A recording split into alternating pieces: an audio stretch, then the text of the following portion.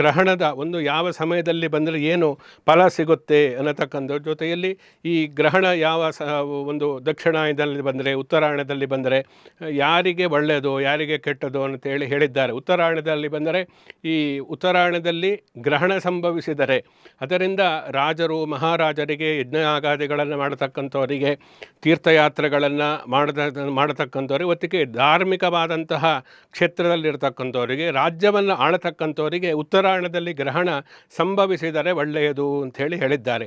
ದಕ್ಷಿಣಾಯನದಲ್ಲಿ ಗ್ರಹಣ ಸಂಭವಿಸಿದರೆ ಅದರಿಂದ ಈ ವರ್ತಕರು ವ್ಯಾಪಾರ ವ್ಯವಹಾರವನ್ನು ಮಾಡತಕ್ಕಂಥವ್ರು, ಸೇವೆಗಳನ್ನು ಮಾಡತಕ್ಕಂಥವ್ರು, ಇತರ ಕೆಲಸಗಳನ್ನು ಮಾಡತಕ್ಕಂಥವ್ರು ಅಂಥವರಿಗೆಲ್ಲ ದಕ್ಷಿಣಾಯನದಲ್ಲಿ ಗ್ರಹಣ ಸಂಭವಿಸಿದರೆ ಅದರಿಂದ ಒಳ್ಳೆಯದಾಗುತ್ತೆ ಅನ್ನತಕ್ಕಂಥದ್ದು ಹೇಳಿದ್ದಾರೆ. ಈ ಸಲ ಈ ಉತ್ತರಾಯಣದಲ್ಲಿ ಫಾಲ್ಗುಣ ಮಾಸದ ಹುಣ್ಣಿಮೆಯ ದಿವಸವೇ ಉತ್ತರಾಯಣದಲ್ಲಿ ಅದರಿಂದ ಕೆಲವು ರಾಜ ಮಹಾರಾಜರುಗಳು, ಈ ರಾಜರ ಕಾಲ ಅಲ್ಲ ಮಹಾರಾಜರ ಕಾಲವೂ ಅಲ್ಲದೇ ಇರುವುದರಿಂದ ರಾಜಕೀಯ ವ್ಯಕ್ತಿಗಳಿಗೆ ಒಂದಷ್ಟು ಒಳ್ಳೆಯದಾಗುತ್ತೆ.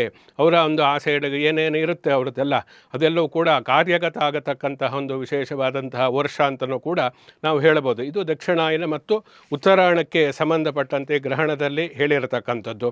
ಇನ್ನು ಯಾವ ಮಾಸದಲ್ಲಿ ಬಂದಿದೆ ಅನ್ನತಕ್ಕಂಥದ್ದು, ನೀವು ಯಾವ ಮಾಸದಲ್ಲಿ ಬಂದರೆ ಚೈತ್ರ ಮಾಸದಲ್ಲಿ ಗ್ರಹಣ ಸಂಭವಿಸಿದರೆ ಏನು ಫಲ, ವೈಶಾಖ ಮಾಸದಲ್ಲಿ ಗ್ರಹಣ ಸಂಭವಿಸಿದರೆ ಅದರಿಂದ ಯಾರಿಗೆ ಒಳ್ಳೆಯದಾಗುತ್ತೆ, ಜ್ಯೇಷ್ಠ ಮಾಸದಲ್ಲಿ ಗ್ರಹಣ ಸಂಭವಿಸಿದರೆ ಅದರಿಂದ ಯಾರಿಗೆ ಕೆಡಕಾಗುತ್ತೆ, ಇವೆಲ್ಲವನ್ನು ಹೇಳಿದ್ದಾರೆ. ಅಂದರೆ ಫಾಲ್ಗುಣ ಮಾಸದಲ್ಲಿ ನೀವು ಗ್ರಹಣ ಸಂಭವಿಸಿದರೆ ಕೃಷಿ ಅಂದರೆ ಒಳ್ಳೆಯ ವರ್ಷವೃಷ್ಟಿ ಆಗುತ್ತೆ, ಕೃಷಿಗೆ ತುಂಬ ಸಹಕಾರಿಯಾಗತಕ್ಕಂಥದ್ದು.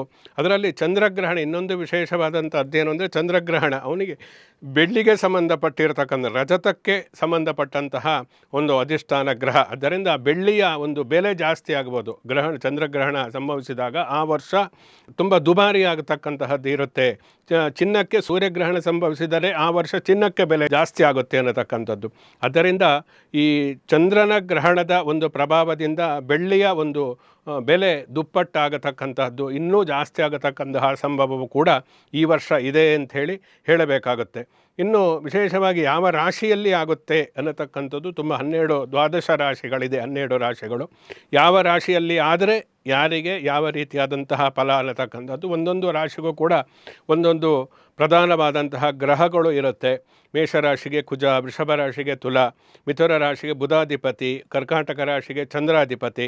ಚಂದ್ರಗ್ರಹಣ ಕರ್ಕಾಟಕ ರಾಶಿಗೆ ನೀವು ಇಂತಹ ಈ ಸಮುದ್ರಕ್ಕೆ ಸಂಬಂಧಪಟ್ಟಂತೆ ಸಮುದ್ರದಿಂದ ಉಂಟಾಗತಕ್ಕಂಥ ಸುನಾಮಿ ಇರಬಹುದು, ಅಥವಾ ಅಲೆಗಳು ದೊಡ್ಡದಾಗಿ ಬರತಕ್ಕಂಥದ್ದು ಇರ್ಬೋದು, ಮಳೆಗಾಲದಲ್ಲಿ ತೊಂದರೆ ಆಗತಕ್ಕಂಥದ್ದು ಅಂದರೆ ಜಲ ಸಂಬಂಧಿತವಾದಂತಹ ನೀರಿಗೆ ಸಂಬಂಧಪಟ್ಟಂತಹ ಅನಾಹುತಗಳು ಭವಿಷ್ಯದಲ್ಲಿ ಸಂಭವಿಸುತ್ತೆ ಅಂತೇಳಿ ಅರ್ಥ ಚಂದ್ರಗ್ರಹಣ ಆದರೆ.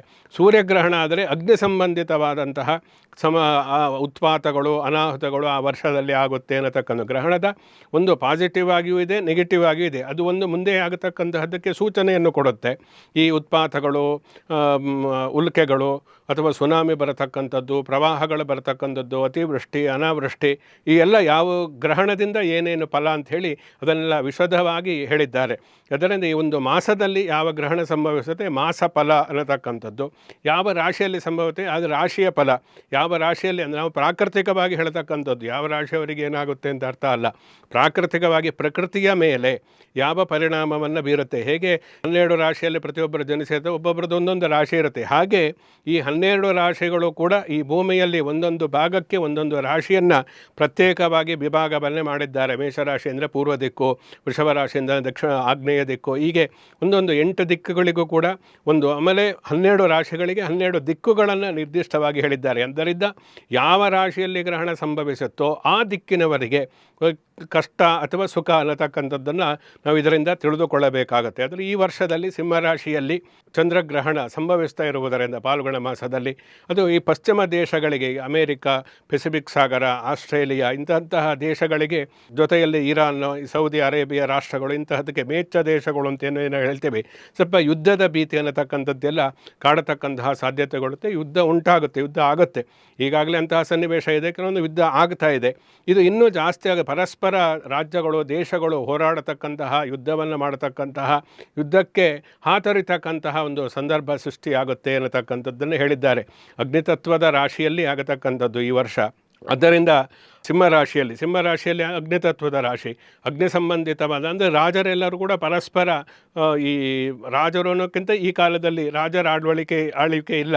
ಆದ್ದರಿಂದ ಈ ದೇಶಗಳು ಪರಸ್ಪರ ಯುದ್ಧದ ಒಂದು ಕಾರ್ಮೋಡ ಅನ್ನತಕ್ಕಂಥದ್ದು ಎಲ್ಲ ಕಡೆ ಆವರಿಸುತ್ತೆ ಅನ್ನತಕ್ಕಂಥದ್ದು ಪ್ರಮುಖವಾದಂತಹ ವಿಷಯ.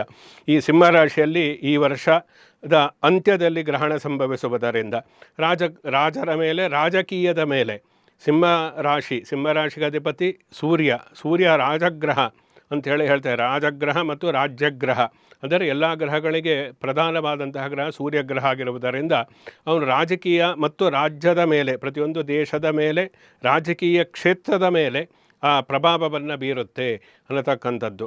ಅದರಿಂದ ಈ ಕರ್ಕಾಟಕ ರಾಶಿಯಲ್ಲಿ ಏನಾದರೂ ಆದರೆ ಅದು ನೀರಿಗೆ ಸಂಬಂಧಪಟ್ಟಂತಹ ದೋಷಗಳು ಅಥವಾ ಅಂತಹ ವ್ಯತಿರಿಕ್ತಗಳಿಗೆ ಕಾರಣ ಆಗಿಬಿಡುತ್ತೆ. ಅದರಿಂದ ಈ ಸಿಂಹರಾಶಿಯ ಪ್ರಧಾನವಾದಂತಹ ಅಂಶವೇನು, ರಾಜಕೀಯ ಮತ್ತು ರಾಜರ ಮೇಲೆ ವಿಶೇಷವಾದಂತಹ ಪ್ರಭಾವ ಬೀರಿ ಬುದ್ಧಿಯಲ್ಲಿ ವೈರುಧ್ಯಕ್ಕೆ ಕಾರಣ ಆಗಿ ಆ ಮೂಲಕ ಕೆಲವೊಂದು ತಪ್ಪು ನಿರ್ಧಾರಗಳಿಂದ ಇಡೀ ಪ್ರಪಂಚವೇ ಕಷ್ಟಪಡತಕ್ಕಂತಹ ಸಂದರ್ಭಗಳು ಕೂಡ ಈ ಗ್ರಹಣದಿಂದ ಉಂಟಾಗುತ್ತೆ ಅನ್ನತಕ್ಕಂಥದ್ದು ನಾವು ತಿಳಿದುಕೊಳ್ಳಬೇಕಾಗುತ್ತೆ. ಜೊತೆಯಲ್ಲಿ ಈ ಕೆಲವೊಂದು ಗ್ರಹಣದ ವರ್ಣಫಲ ಅಂದರೆ ಕಲ್ಲರ್ಸ್ ಯಾವ ರೀತಿಯಾಗಿರುತ್ತೆ, ಯಾವ ಬಣ್ಣದಲ್ಲಿ ಗ್ರಹಣ ಇದ್ದರೆ ಯಾವ ರೀತಿಯಾಗಿರುತ್ತೆ. ಬ್ಲಡ್ ಮೂನ್ ಅಂತೇಳಿ ಹೇಳ್ತಾರೆ, ಈ ವರ್ಷದಲ್ಲಿ ಬ್ಲಡ್ ಮೂನ್ ಗ್ರಹಣ ಇದೆ ಅಂತ ಭಯಪಡಿಸ್ತಾರೆ. ಏನು ಆ ಥರ ರಕ್ತ ವರ್ಣದಿಂದ ಇರತಕ್ಕಂತಹ ಗ್ರಹಣದಿಂದ ಏನೋ ತೊಂದರೆ ಆಗುತ್ತೆ ಆ ರೀತಿಯಾಗಿ ಅಲ್ಲ. ಯಾವ ವರ್ಣದಲ್ಲಿ ಇದ್ದರೆ ಅದು ಯಾವ ರೀತಿಯಾದಂತಹ ಫಲವನ್ನು ನೀಡುತ್ತೆ ಅನ್ನತಕ್ಕಂಥದ್ದು ಕೂಡ ಪರಾಶರ ಸಂಹಿತೆಯಲ್ಲಿ ನಾವು ನೋಡಬಹುದು. ಅಂದರೆ ಕೆಂಪು ವರ್ಣದಲ್ಲಿ ಇದ್ದರೆ ಯಾವ ರೀತಿ, ಕೇಸರಿ ವರ್ಣದಲ್ಲಿ ಇದ್ದರೆ ಯಾವ ರೀತಿ, ಆರೆಂಜ್ ಕಿತ್ತಳೆ ಕಲ್ಲರಲ್ಲಿ ಇದ್ದಾಗ ಯಾವ ರೀತಿಯಾದಂತಹ ಪರಿಣಾಮವನ್ನು ಬೀಳುತ್ತೆ, ಅದು ಗ್ರಹಣದ ಸ್ಪರ್ಶದಲ್ಲಿ ಯಾವ ಕಲ್ಲರ್ ಇರುತ್ತೆ, ಗ್ರಹಣ ಬಿಡತಕ್ಕಂತಹ ಸಮಯದಲ್ಲಿ ಯಾವ ವರ್ಣದಲ್ಲಿ ಬಿಟ್ಟಾಗ ಅದು ಯಾವ ದೇಶಗಳಿಗೆ, ಯಾವ ದಿಕ್ಕಿಗೆ ಯಾವ ರೀತಿಯಾದಂತಹ ಪರಿಣಾಮವನ್ನು ಉಂಟು ಮಾಡುತ್ತೆ ಅನ್ನತಕ್ಕಂಥದ್ದು ಕೂಡ ನಾವು ತಿಳಿದುಕೊಳ್ಳಬಹುದು. ಇದಕ್ಕೆ ವರ್ಣಫಲ ಅಂದರೆ ಗ್ರಹಣದ ಒಂದು ಬಣ್ಣದ ಕಾರಣದಿಂದ ಏನು ಒಳ್ಳೆಯದಾಗುತ್ತೆ ಏನು ಕೆಟ್ಟದಾಗುತ್ತೆ ಅನ್ನತಕ್ಕಂಥದ್ದು ನಾವು ತಿಳಿದುಕೊಳ್ಳಬಹುದು. ಜೊತೆಯಲ್ಲಿ ಈ ಗ್ರಹಣದ ಮೇಲೆ, ಗ್ರಹಣ ಸಿಂಹರಾಶಿಯಲ್ಲಿ ಆಗ್ತಾ ಇದ್ದರೆ ಆ ಗ್ರಹಣದ ಸಮಯದಲ್ಲಿ ಯಾವ ರಾಶಿ ಅಥವಾ ಯಾವ ಗ್ರಹಗಳು ಆ ರಾಶಿಯನ್ನು ದಿಟ್ಟಿಸಿ ನೋಡ್ತಾ ಇದೆ, ಇದು ತುಂಬ ಮುಖ್ಯವಾಗಿರತಕ್ಕಂಥದ್ದು. ಎಷ್ಟು ಗ್ರಹಗಳು ನೋಡುತ್ತೆ ಅಷ್ಟು ಪ್ರಭಾವ ಇರುತ್ತೆ, ಒಳ್ಳೆಯದು ಇರುತ್ತೆ ಕೆಟ್ಟದ್ದು ಕೂಡ ಇರುತ್ತೆ. ಎಲ್ಲವೂ ನಾವು ಅಂದುಕೊಂಡಂತೆ ಆಗುವುದಿಲ್ಲ. ಈ ಗ್ರಹಣ ಸಂಭವಿಸ್ತಕ್ಕಂತಹ ರಾಶಿಯ ಮೇಲೆ ಇನ್ನಿತರ ಗ್ರಹಗಳ ದೃಷ್ಟಿ ಇದ್ದಾಗ ಅದರಲ್ಲೂ ಕೂಡ ಕ್ರೂರ ಗ್ರಹಗಳ, ಉಗ್ರ ಗ್ರಹಗಳ ಪರಿಣಾಮ ಏನಾದರೂ ಅಂದರೆ ಅಂತಹ ದೃಷ್ಟಿ ಆ ರಾಶಿಯ ಮೇಲೆ ಇದ್ದಾಗ ಉಗ್ರ ಪರಿಣಾಮವನ್ನು ಉಂಟು ಮಾಡುತ್ತೆ. ಸೌಮ್ಯ ಗ್ರಹಗಳ ಒಂದು ದೃಷ್ಟಿ ಆ ರಾಶಿಯ ಮೇಲೆ ಇದ್ದಾಗ ಜಗತ್ತಿಗೆಲ್ಲ ಒಳ್ಳೆಯದಾಗುತ್ತೆ ಅನ್ನತಕ್ಕಂಥದ್ದು ನಾವು ಪ್ರಮುಖವಾಗಿ ಗಮನಿಸಬೇಕಾದಂಥ ಅಂಶ. ಅಂದರೆ ಗ್ರಹಣ ಸಂಭವಿಸಬೇಕಾದ್ರೆ ಒಂದಷ್ಟು ಸ್ಥಳಗಳಿಗೆ ಗ್ರಹಣ ಕಾಣಿಸುತ್ತೆ, ಇನ್ನೊಂದಷ್ಟು ಸ್ಥಳಗಳಿಗೆ ಗ್ರಹಣ ಕಾಣಿಸುವುದಿಲ್ಲ. ಎಲ್ಲಿ ಗ್ರಹಣ ಗೋಚರ ಆಗುತ್ತೋ ಅದಕ್ಕೆ ಮಾತ್ರ ಇದೆಲ್ಲವೂ ಕೂಡ ಅನ್ವಯಿಸುತ್ತೆ. ಗ್ರಹಣ ಎಲ್ಲೋ ಆದರೆ ಎಲ್ಲೋ ಆಚರಣೆ ನಾವು ಮಾಡುವುದಿಲ್ಲ.